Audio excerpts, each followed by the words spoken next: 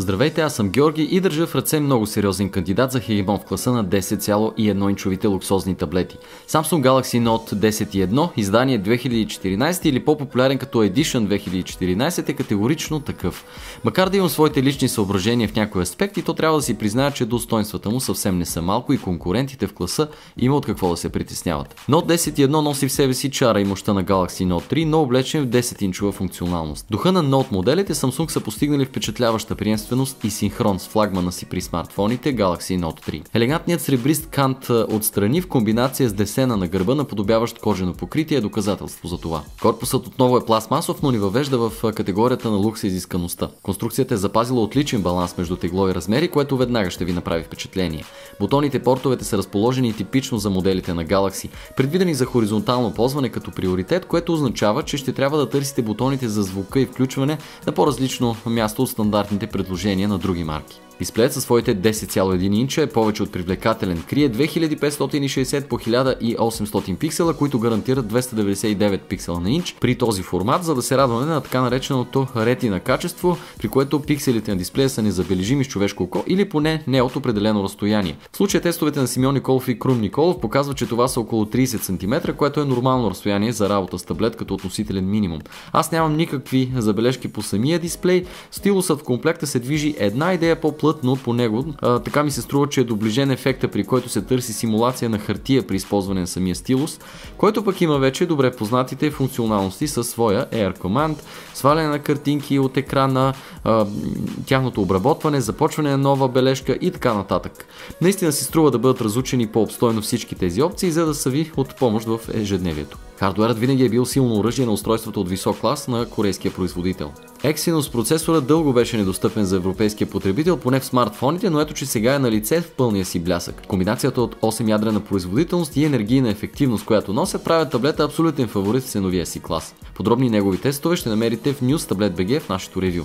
Без детайлите по бенчмарковете мога да кажа, че се забавлявах безпроблемно с всякакви мобилни игри, без да се притеснявам от забавения и лаг. В добавка таблетът предлага и 3 ГБ RAM, което пък ми се струва екзотика при всички останали производители до момента. Така броят на стартираните едновременно приложения още повече започва да се губи като фактор за производителността. Тестваната от нас версия беше с 16 ГБ памет за данни, която традиционно е разширима с слот за карта памет. Налични са инфрачервен порт и микро USB, но и версии на таблета с слот за мобилен интернет, дори 4G LTE свързаност. Видеото, макар от производител на по-бюджетни решения, тук изпъква с мощната серия Mali 628, която категорично беше в челни позиции на проведените от нас тестове и на моменти изпреварваше именити конкуренти като iPad Air, да кажем. Софтуерът при Samsung винаги съм приемал с смесени чувства. Като почитател на чисти Android, който в случая е 4.3 Jelly Bean, трудно възприемам графичните промени, които корейците налагат. На моменти откровено се обърквам и усещам, че губя пътя до приложения и опции, които иначе намирам за секунди. Заедно с това шарените и малко претрупани на моменти менюта и икони силно контрастират с иначе изчистения и много елегантен, някак зряло изглеждащ дизайн. Все пак може би това е въпрос на мое лично усещане и свикване и критиката ми най-вероятно може да се пренебрегне.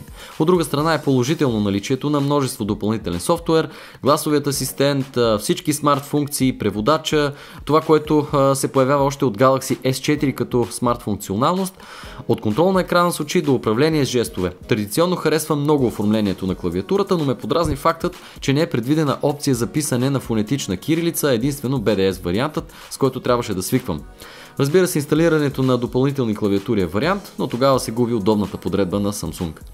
Камерата на гърба е 8 мегапиксела и е с отлично качество, което определено е на средно ниво за таблет. Тук отново очаквайте засипване с куп софтуерни бонуси, които не знам доколко ще ви свършат работа, но да кажем, че може да искате да проявите творчество. Батерията, която е с приличен заряд от 8220 мАч, се представи на ниво, но все пак ни се струваше, че може да бъде и малко по-издръжлива. Над 8 часа при сърфиране в интернет не е никак лош показател, но все пак ще ви препоръчам да прочетете тестовете от ревюто ни за по-точни цифри и нашето мнение. Като цяло Samsung Galaxy Note 10.1 без никакво съмнение е великолепно устройство. Предлага всичко, което се очаква от таблетите в този клас. С него Samsung успява да поддържа дишаща във врата на iPad Android алтернатива. Определено това е едно от първите ми предложения при избор на висококласен Android таблет, особено ако сте фен на марката или искате нещо по-добро от сегашния си таблет. И ако споменатите мои чудновати забележки не ви правят впечатление, то е много вероятно да сте изключително доволни от това 10,1 инчово изкушение. Благодаря ви, че бяхте с мен. Повече за таблета на news.tablet.bg. Чао!